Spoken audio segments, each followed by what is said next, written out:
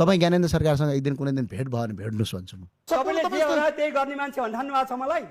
तपाईँले मलाई चिन्नु भएको छैन। साले तू माफ करना, मैं गुस्से में इधर उधर निकल जाता हूँ। मैले 5 पटक भेटेँ, नेतालाई भेट्यो भने गाली मात्रै गर्छ होइन अरूलाई। आजसम्म 5 पटक भेटेँ, 1 पटक कोही नेता खराब भने मैले सुनेको छैन। कसैले गाली गरेर सुनेको छ? के भन्नुहुन्छ भने भेट्दै? चाहिए सामल चाहिए, मैं नहीं बताऊंगा। जनताले बोलेकै आधारमा थुनिरहेछ, हामीले पनि थुनेको थिएनौँ भने उहाँले थुन्नु भएको थिएन नि। हतियार बोकेका माओवादीलाई उहाँले जेलभित्र मार्नुभयो त। अहिले भइदा यिनले जेलभित्र गोली हानेर मारिदिन्थे।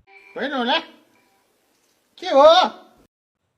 अब 3 कुनेमा एउटा आन्दोलन गरेको भरमा गोली हानेर ड्याङ ड्याङ मारे कि मारेन?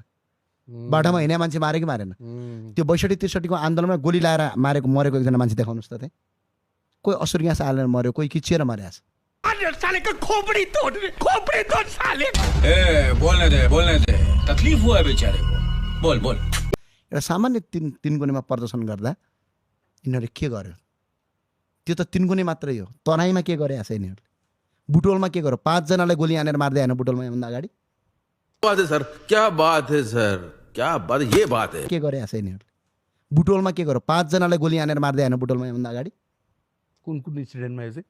बुटोलमा मार्यो नि त्यहाँ मलाई 4-5 वर्ष अगाडि 5 जनालाई एउटा तरकारी बजारमा गोली हानेर मारिदियो। तू समझा? हाँ। नहीं, तू समझा नहीं। ए राजा सम्बन्ध होइन, के कुरा चित्त बुझेन भने आन्दोलन गरेर मारिदियो गोली हानेर। के बोले भाइ? अब के बोले? के जथाभावी बोले? अदालत लिन्थ्यो, पेश गर्थ्यो, त्यस्तो थियो क्या सिस्टम। अनि यिनीहरूले भइदिए भए त त्यतिखेर आँखापट्टिमा गोली हानेर मारिदिन्थे। कौन है ये लोग, कहाँ से आते हैं? हमको नहीं पता। हमको कुछ नहीं पता।